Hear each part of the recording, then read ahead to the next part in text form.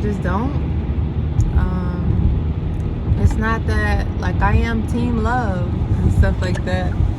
And this is coming from a woman that, a lot of people think, oh, women they all play with dolls and imagine their wedding and stuff like that. I can't relate to that reality because I've never been that type. Like, I played with dolls, but that was very short-lived. Like, I was more of the little girl growing up that, like, I have a very fond memory of running up and down, like, my grandmother's driveway, pretending that I was, like, I mean, I guess you could say, like, a superhero. But that could have just been, no, actually, I was thinking of this Jim Carrey movie called The Mask, but I was actually, I think, 11 or 12 when that came out. But that's what's coming to mind as I'm recalling this memory of being like 6 years old or something like that, like running up and down my grandmother's driveway as if I had like this cape on.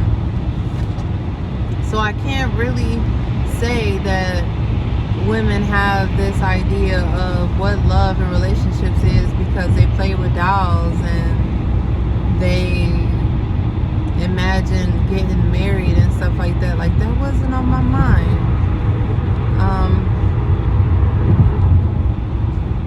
I can't even say anything about that. But for some reason, I do feel like, it is weird. I've always had this thing since I was like a teenager that love is simple. Love is simple. When I was a teenager, from what I can recall, like this you talking about, I mean, if the average age, if the average age of an American is 70 years old, then I'm halfway gone. I'm halfway checked out. Y'all like I did that? I told my age without telling my age. I don't really care about telling my age. But I don't know. I guess I gotta be me regardless. But even then, I remember thinking like, love is simple. Love is simple. Like, why is it so hard for two people to come together to communicate like, hey, this is where my life is going. This is what I want. This is how I picture things. This is how I grew up. This is what I'm familiar with. And I would love to have somebody come on board that has similar morals or similar values. Now, actually, as I'm talking, I'm realizing I'm mixing in then and now. But then I used to always think, as a late teen, early 20s, like, love is simple. I always felt like one of the top key ingredients of any relationship is communication. Now, as I've grown and matured, I understand that, yeah, communication is a key, but what happens when you're talking to somebody that communicates with you from their ideal, but yet they're not living out their ideal? Or they're communicating with you things that they've gone through, but yet they don't fully accept what has happened and who they are now and how they change as a result of what they've been through. So communication, I do still feel like is key, but I feel like you can't start checking off the ingredients of a healthy, long-lasting relationship until you've identified the person's character. Because I'm going in thinking that you're communicating everything from a standpoint of maturity, from a standpoint of you're giving reality in this moment in time.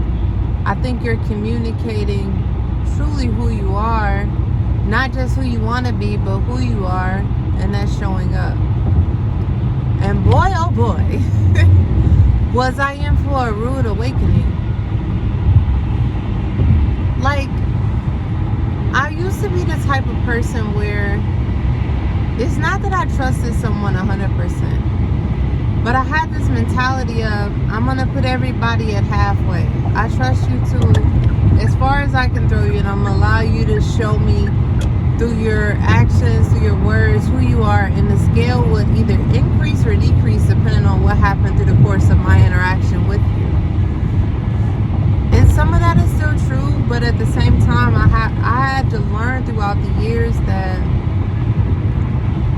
sometimes a person, if you meet a person in the process of who they want to be, you have to evaluate, are they actually taking actions to become that person, or are they still living in their own ideal that is not yet a reality, nor could it even be tangible based off of how they think or how they act now. And then I had to realize that some people are just foul. Like I'm the type of person where I thought that everybody knows themselves. Everybody knows who they are, how they are, whether it be because of how they've always been or as a result of what they've experienced. And I don't know why I thought that. I think I was thinking that because I know that I am who I am. Like, I know that if I'm in a relationship with somebody today, we break up tomorrow, in my next relationship, it's not fair for the next person to take on anything that I've experienced in my past. Like, in my past, I've dealt with cheaters or a cheater. I don't think it's fair to take that and bring it into the new connection, because it's not the same person. Like, some of it to me feels like common sense, but I understand that common sense is not common. That's also something that I've learned, you know, and it's a very fine line of what you've always thought love to be versus the evidence of what you can believe it to be based off what you've encountered along your way. Now, as much as I've endured through various relationships, now I've only had 3 main relationships in my life. Only 3. Because I'm just a long-term type of person. Like, I don't get into anything thinking that it's not for the long haul. But again, that was another lesson I had to learn. Somebody can be attracted to the idea of you, but not fully be able to live up to the idea of the person that you need them to be to match the ideal of you. I get that now. I get that now. But it's so interesting when you go through different relationships and different traumas through dealing with these people. It's so fascinating how, if you're a genuine, real, honest person, it's mind-boggling how somebody can come into your life, or you allow them to come into your life, and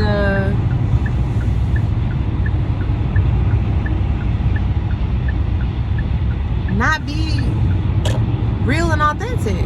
Like, if that's what you are. But then the question comes about where it's like, where are your morals? Where are your standards? How are they allowed to even come in if you are about what you say you're about? Like, were you just accepting anything and seeing where it goes? And it's like, cool. If that's where you are, that's cool. You can say, hey, I'm willing to give this a try. But why do we hold on to the pain after as if we didn't know or have some bit of inkling that maybe this will not work out? And I get it. I'm one of those people where it's like, by default, I'm loyal. I'm loyal to a fault. Not that if I have the thought I have to fight it of interacting with another person while I'm with somebody. There is no thought of it. If I'm with you, I'm committed to you. There is no ifs, ands, or buts, or maybes about it. I'm with you, I'm rocking with you. Until there are clear signs that, yo, this is not going to work out like I once wanted it to. But why do we hold on to the ideal as if this person, like, once we see that a person is not going to match the ideal, like, why do we get so hurt about it? Why is that? It's like we really wanted to believe that this person was it. But were they qualified, though? Were they qualified? Under what conditions did you meet this person and form a bond? Was it even a stable foundation to begin with? Or were we so caught in our head thinking about the what ifs and maybes? I don't want a maybe or what if type of connection. Like, I want a connection for the long haul. I want a connection that's long lasting. Like, I want forever. But somewhere it's like we just start connecting. Like, we see these good qualities in a person and we're like, this just gotta be it. Like, what is it exactly? Like, what is it exactly? And then the other thing that gets me is that sometimes we can meet a person and there's some people I met where I knew it was just, I gotta tell you this for your future person. And I knew I wasn't it. And it didn't last long after that. It was just like, I remember I was dating this one person. I think it was about a week. And this was a while ago. I can't even remember how long ago this was. I can't even remember how long ago this. We talking about a couple years. And we went out on the first date, and I just observed everything that he did. Who he talked to, what he said to those people, just how he was with them. And I remember when we got time where we were just sitting by ourselves, and I was like, I don't know if that's how a king acts. And he just looked at me, he was like, well, what do you mean? I was like, well, I watched you talk to 3 people, and you told 3 people already what you were working on, what you were trying to do, and then you went and got drinks and you were still mixing and mingling and things like that. And I was like, I don't know if that's really how a king operates. And I could tell in his demeanor that I had him thinking. Like, I could tell that it was just like, okay, this is different. Like, I can't say that, oh, he was just trying to impress and that's why he did all of that. Like, I can't say that that's what that was. It could have been. But I think part of it was that he was being himself and just doing what he normally would do.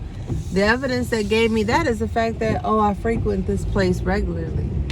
Okay, so you're comfortable. You took me somewhere where you're comfortable. So there is an element of you're going to show me at this place, I'm assuming, who you really are.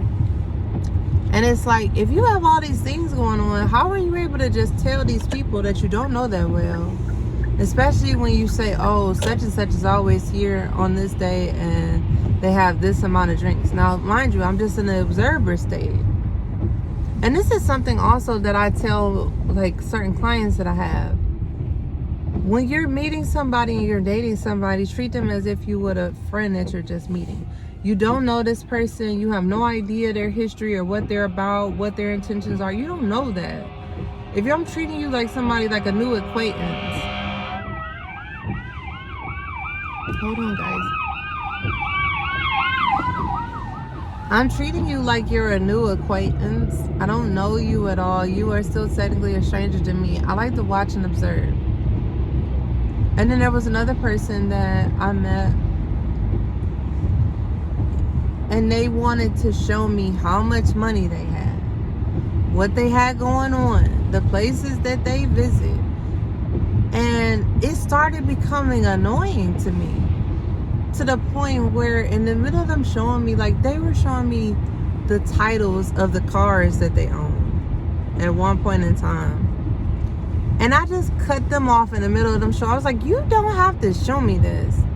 I don't know what you've experienced in your past or what kind of woman you're used to, but you don't have to do all of this to prove yourself to me. Like, I'm here because there is some interest here. You don't actually have to do that. And this person paused for a minute and was like, honestly, this is part of my problem. I don't know why I get with people and I have this urge to show them what I'm capable of and what I do.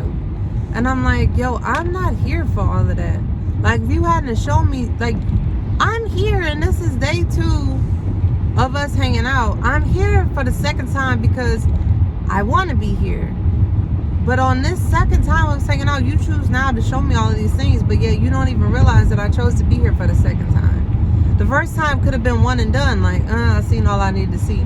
There was enough for me to see in the first meeting or the first date to let me feel like they gave me an impression I could go on a second date or I can go on a second hangout, because the second hangout, I think it was like just a park or something like that. And it's like, I'm being turned off because you're showing me all these things. It's like, I don't know whether to tell you I'm not that type of person or I'm more concerned about you. I'm a people person. So it's like, I know I'm meant to be here of service. So it's like, and I'm also the type of person where if this is the last time I talk to you, if you never hear from me again, I want to leave you with something that is being more of a help than a hindrance. Because I know what it's like to have people in your ear that want to down you because they feel insecure or they feel inadequate when they're around you. So that's why when I'm around people, I'm interacting with people, I want to leave you with something that you could take with you in the future relationships, future jobs, future friendships. And it's just like, man, this is not love. Like, you don't have to prove. Mind you, that didn't last long, but we were cool for a little bit up until the communication. Of course, at that point, when you meet a person, this I can definitely say, when you meet a person and one of y'all feel like this is not it, you don't have to work to make it work. You don't have to fight it. You don't have to do anything. It will be like two ships passing in the night. It will just end. And you will go your separate ways. There's no pain involved. There's no nothing. It's just like, yo, this is not it. Whether one person sees it and the other one may have an idea, or vice versa, or both. Everything does not have to end in pain and tragedy. And these are still good people or decent people. It doesn't have to be this misery attached to ending something with someone, especially when it's at the beginning. That's when you want it. You want it when there's no feelings involved. You want it when there's no close tie or anything like that. You want it right there where it's like, yo, I've only been on a couple dates. Like, that's really where you want it. When you're just like, this ain't it. You don't have to question it. You don't have to overthink it or none of that. Because the one thing about it is, even when y'all leave on good terms, if it is meant for that person to be in your life, you guys are going to take the things that you've learned even in that short time and you're going to be better. Or you guys are going to speak to each other in a way where you're like, I can see where I went wrong in the past and I want to do better going forward. And I want to start working on it. I'm not just going to talk about it. I'm actually going to work on it. Like, dang, this is the second person I've been with that said that this is a problem. I don't need to fully understand it. I don't need to fully believe it. I just know that this is a problem. Oh, y'all, it's dark. It's dark up under this garage. I might hit my light. Let me see. But yeah, it's like, I still feel like they're simple. Because even if it doesn't work out romantically. Oh, I hit a tire. Even if it doesn't work out romantically, like, I don't know. It's just one of those things, like,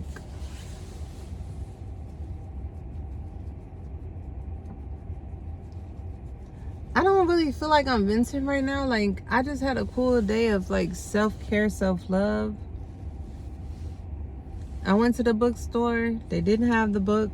I didn't realize that the author actually did not like print a book through Barnes and Nobles. I went to Barnes and Nobles, and they don't have any type of affiliation with them, so they don't have the book. So I have to get it offline, which is fine.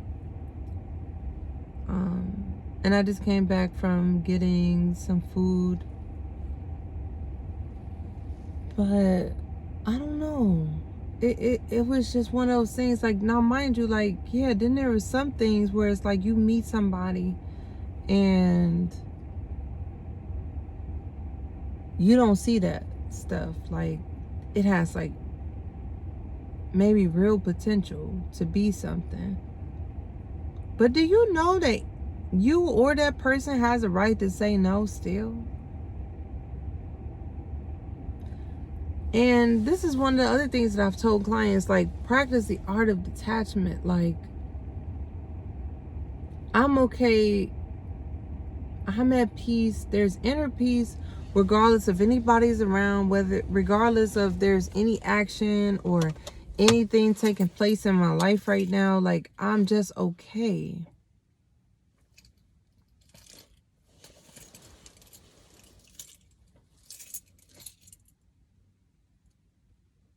And yeah, you might have a moment where you're just like, yo, this is foul how they did this.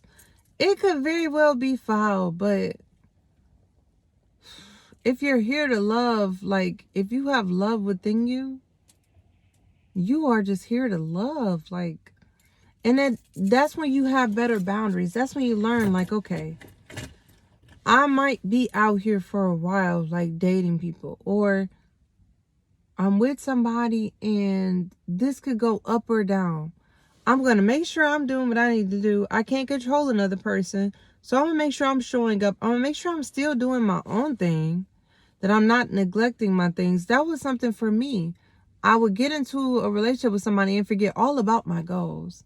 I would forget about all the things that I said I wanted to do because their goals became top priority and I would put mine at the wayside.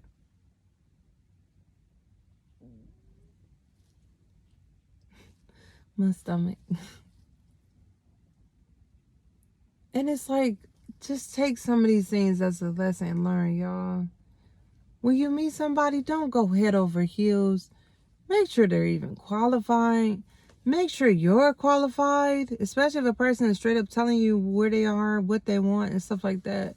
And just be real. You have to be willing to let somebody go in order to have somebody. Like, you can't be like, this is the person, this is it, I'm going all in. And in that person's mind, while you're at 75%, they're not even at 25. They're still at 5%. I'm okay either way. And when they tell us that, it hurts. But they've been showing us all along that they've been at 5. When they met you or they were at 5, and a year later they were still at 5. Yeah, that can go to speak to where they are with their own trauma or their own pain. But you gotta remember, like, when you come together with somebody, it's a partnership. Like, it might start off at 50-50. Like, I'm in, you in, or 100-100. But you got to make sure the qualities within that person today, or at least they're close enough to where in 5-10 years, they'll still be close to that. Like, their character still lines up. Their morals still line up. Their principles still line up. That even on their worst day, they pick themselves back up, or they allow you in close enough to help them back up. Like, y'all ever been with somebody that was mad because you pushed them when they told you that they convinced you in the date stage that they were about growth? Somebody that says all that and sounds really good, you're gonna see it. Even if they may miss some of their marks, you're still gonna see, like, dang, they woke up every day at this time. They did everything they said they were gonna do today. And they said they were gonna spend an hour or two working on this. And as far as I know, they spent an hour or two working on this. It's just something of, I don't know. Part of love is a feeling and part of love is an action. And most of the times, if you're quiet enough, people will tell you exactly who they are, where they are now, and where they plan to be. It's just up to us to believe them when they tell you that. And to be realistic, because you have to, it's almost like when you first learn how to drive, when people say sometimes you have to think like the other driver, you have to assume what you think they're going to do, because there's a lot of idiots out here on the road. Some of it is the same in dating, to be honest with you. You almost have to And this isn't about, I mean, of course you want to have your boundaries, you want to guard your heart and things like that. You definitely want to do those things. But at the same time, you want to think like after somebody gave you a whole layout of things that they've gone through, you got to be honest too. Like, how much time did you need to heal?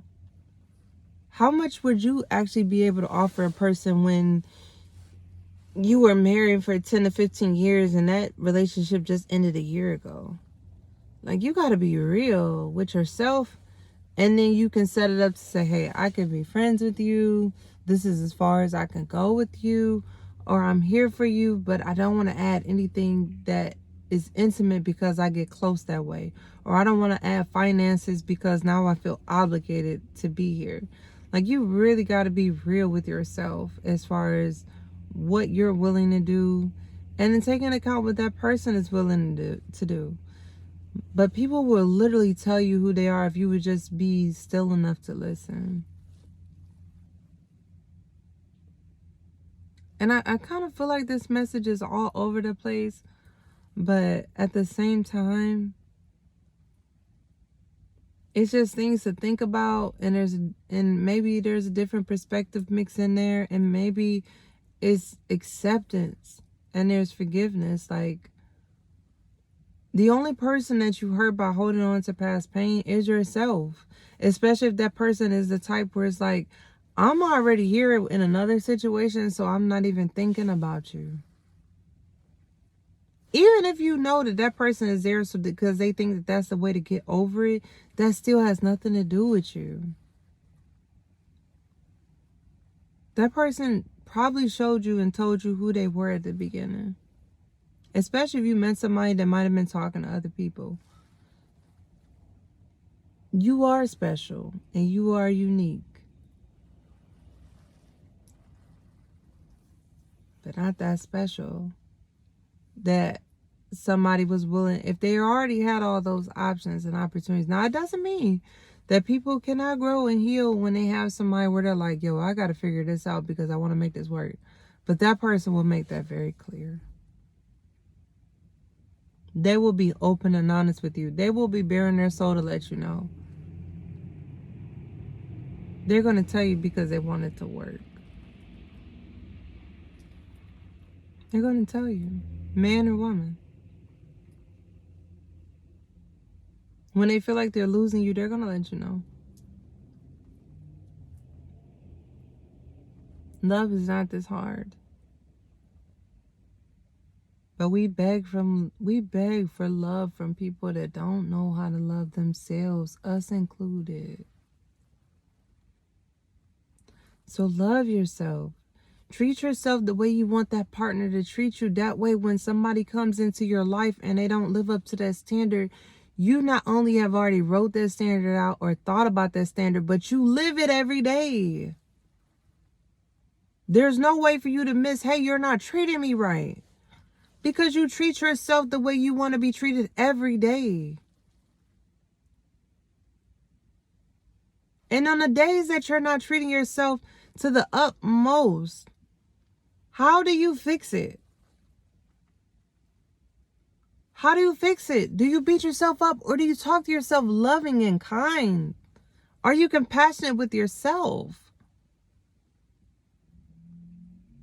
It's easy to identify the person that's for you when you're doing it for yourself because you know what you like.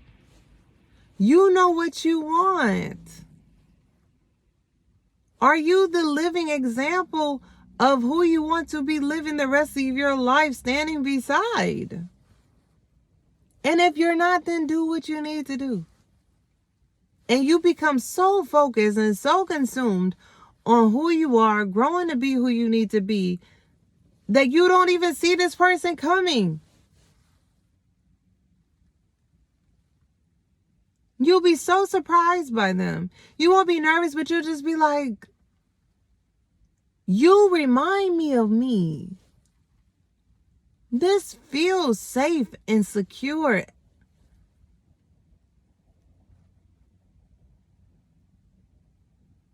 I can be myself around you.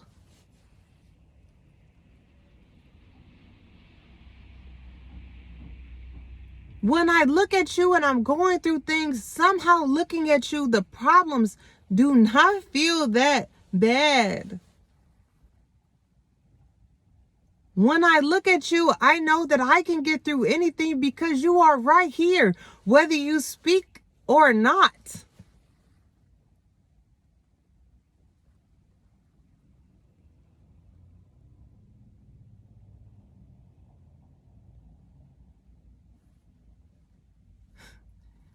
You've studied me so much that you know how to lift me up on the days when I'm down.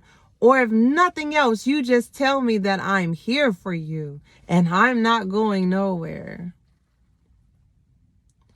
On the days where I feel like giving up, I got laid off, I have no idea how I'm going to hold this family together or how I can be of any benefit going forward. You tell me now isn't the time because I signed up for our success and I'm not going anywhere. And you're going to get yourself up and you're going to figure it out. We're going to figure it out.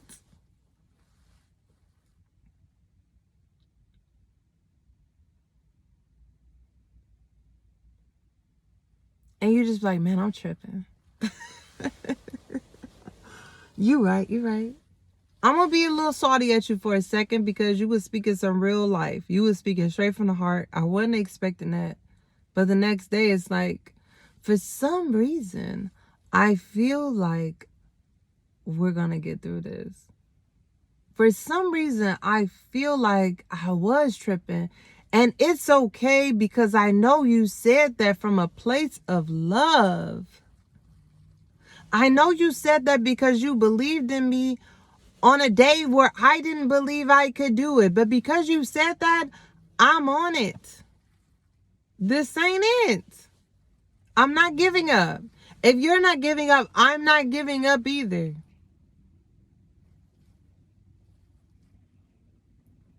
And somehow I still feel like all of that is simple. With the right person, it can be. Is it not challenging? Yes, it is. Yes. You're going to be triggered as heck by the person that's for you. But the goal is that you've spent time enough with yourself and you've healed enough that you can safely identify your triggers and know when you're being triggered so that you'll know that you can react better.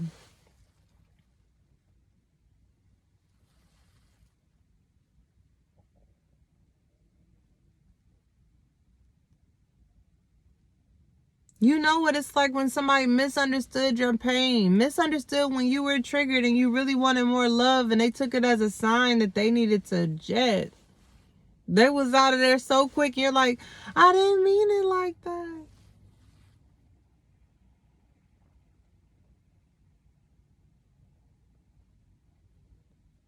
It don't matter what they thought.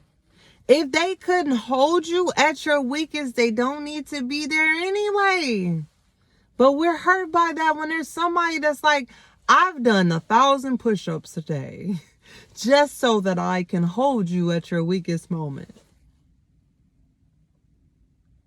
And you was with somebody that couldn't even commit to 25 a day.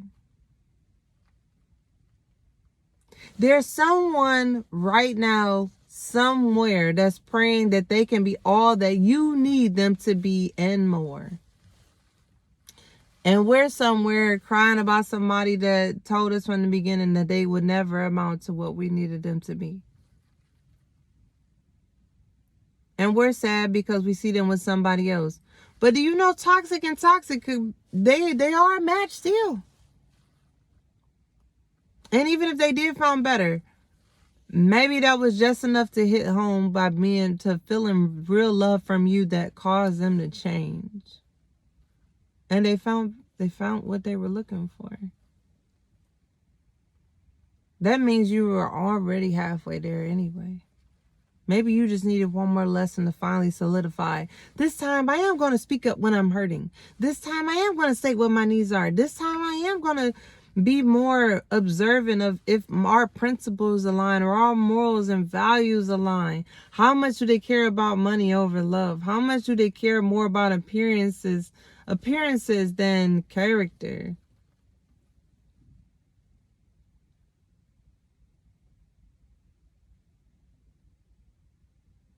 I didn't even mean to go in this video.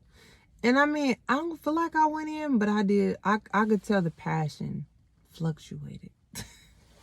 I could tell the passion fluctuated a little bit here. But it's just like, yo, please don't hold up the person that's meant for you because the person that left or the person that you left couldn't amount to or live up to the vision of what you deserve. Like, everybody is not for everybody, and everything is not for everyone. You got to be real with yourself. Let that stuff go. If somebody has enough courage to let you go knowing that they can give you what you deserve, that is a blessing. That's nothing to be sad about. If they're not it, that means the person is still there and you're no longer bound. They can freely obtain you now. It's all a matter of mindset and perspective. If I'm not tied down when I meet my person, there's nothing holding me back. And if somebody loves you that much to let you go, they probably really did love you because they didn't want to keep seeing you suffer. And if somebody keep coming back, maybe you keep letting them because you holding out hope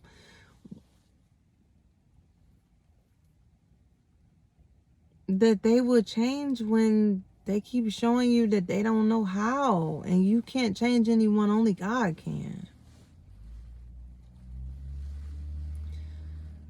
I don't even know if I'm gonna post this now. I probably still will. I kind of am at this point in my life where I don't care. I'm speaking from the heart. I'm speaking from experience. I'm speaking from what I've seen and what I've been taught. And I still feel like love is simple. We gotta allow stuff time to grow. We live in a society where there's instant gratification. And if you got this far, because this is full of triggers, I'm sure. I can say it freely because I've lived through some of these triggers. I've already dived so deep into myself that so much has been exposed that I can expose it all without a care. But if you've gotten this far, put some type of emoji down in the comment and let me know, like, you feel me on this. You still working through this. It still hurts, because it does sometimes. It does. This is real life. I just don't want anybody to miss out on their blessings because they're holding on to a past thing when their present and future look way brighter.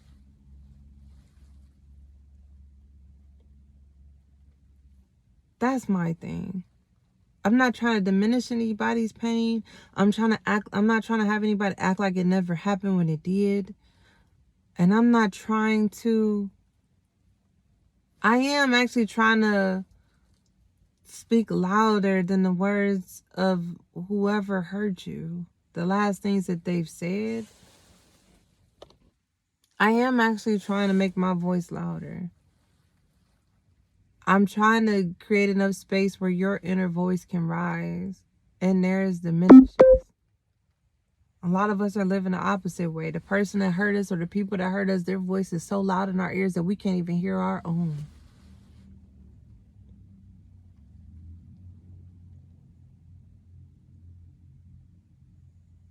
Why do we not believe that it can be more simple than what it is? It is actually simple if we just slow down and take our time. People tell us very clearly, like when I think back to previous relationships, people have literally told me who they were. And I was just like, huh, is that what happened? I even felt some of my light dim in that moment. I didn't know then that that's what was happening. But I felt this bit of discouragement. Like, okay, well, we've been in separation this long and you talk about you went and got closure from an ex, and I felt my light go down. I didn't have to know exactly what that meant. Now I know that was, hey, you might want to just keep your cool on this one. You might not want to try again. Even though y'all didn't end on bad terms, you may not even want to go down this road, because they could have just started their healing process. And there's nothing worse than being with someone that's unaware that they're healing, when everything's hot and fresh and all the nerves are exposed. Ooh. I'm not saying it ain't possible, but I ain't saying that everybody built for that either. Like, real talk. You got to know straight from God, I put you here to expose nerve endings. Like, you got to know what your purpose is for real when it comes to this, because it ain't no joke. You think you want to see somebody change until you become the target of their pain, and you have to ask somebody, like, who do you see on me? I've literally had to ask somebody that. Like, who face do you see on me? Because that don't even, what you just said has no bearings in this conversation, situation, or anything. Like, oh, yo, I was not called for this. I was called to be of service, okay? I was not called to be a servant to your pain. I'm not about to take it out, ship it out to the trash, and act like I'm not affected. No, I'm not built like that. Maybe if it was somebody that was very aware of their pain, that could come back and acknowledge, like, that wasn't for you, then maybe we can work with something like that. But even then, I can't let that go too long before I'm like, yo, hit me up when the healed you is ready to participate. When the healed you is like, can he come out and play? Until the end, yo, stay, in the house, okay? Because that's what I do. Even when my energy is off, I don't be around people, because I don't want to throw anybody's vibe off. I don't want to throw anybody's mood off. So I say to myself, that's me taking a responsibility for my own energy. I don't want to fake nobody because I'm not in a good mood. I don't want to be a party pooper, but at the same time, it's like, I don't want to be so far deep when everybody's like, yo, see, we trying to have a good time. We not on the deep stuff. I know my place.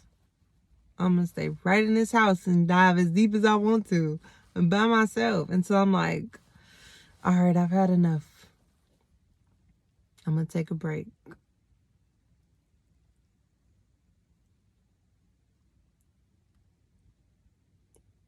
Get you somebody that's aware. Like, as I'm sitting here now, I think about, like, there's a part of me that's just like, you sitting in this little dark little carport or garage or whatever, and people can still see you while you have this light on in that car. But I don't care, because I want the message to be out there, even though the message has been everywhere. Like I said, I'm just speaking from the heart. Like, if it just helps one person that's just like, yo, why am I so tripping on this? It actually was 3 or 4 or 5, 6 years ago.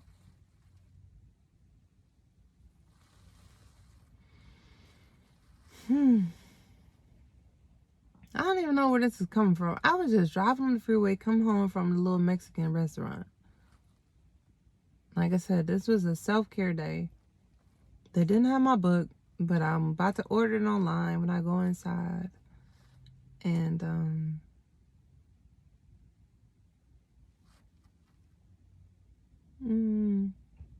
I just wanted to share. This is probably going to be my longest video that I posted on this channel.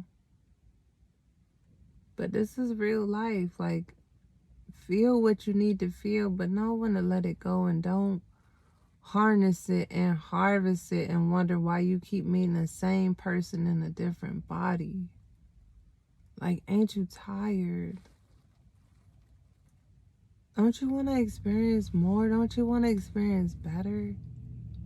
And I know this is for somebody. I just feel it. And everybody that's watching, no matter how many views, somebody has been here, or they've witnessed it, or they know what it's like in some way, shape, or form. Whether they watch somebody close to them go through it, or they've experienced it personally. Pain is pain, honey. Our egos can measure all we want to, but if some hurt, it hurt. It hurts.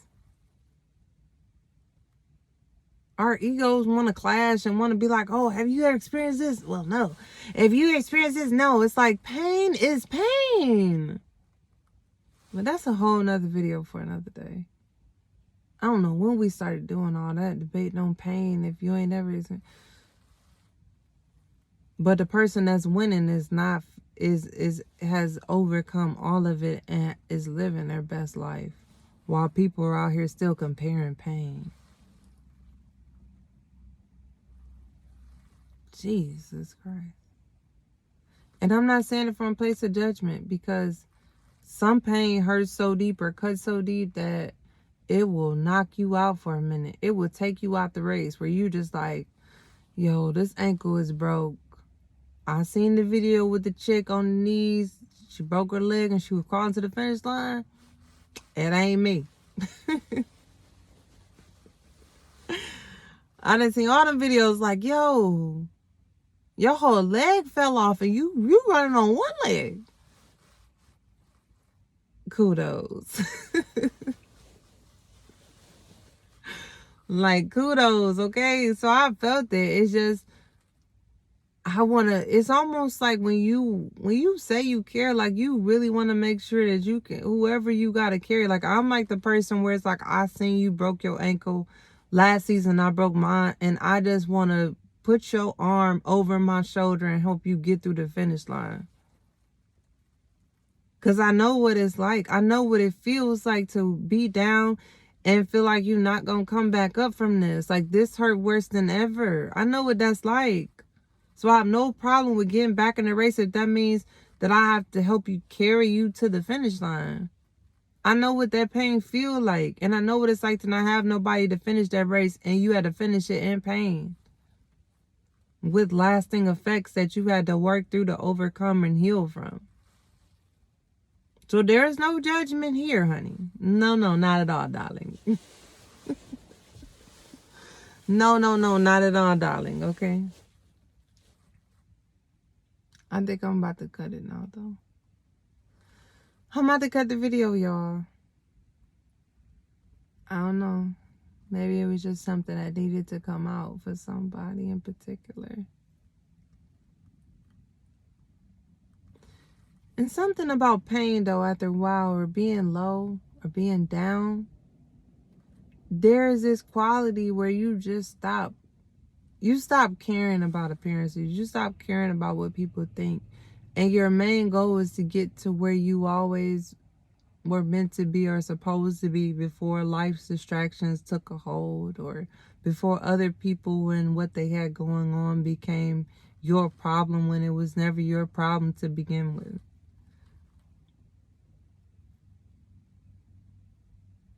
Or what is it? It's like when you cross the boundary of support into martyr. After you heal through all that and let that go, you stop caring about a lot of stuff that you should never care about from the beginning. It's almost like you get right back to where you needed to be, but only better. So yeah, I'm not about to hit this hour mark. I'm gonna let y'all go.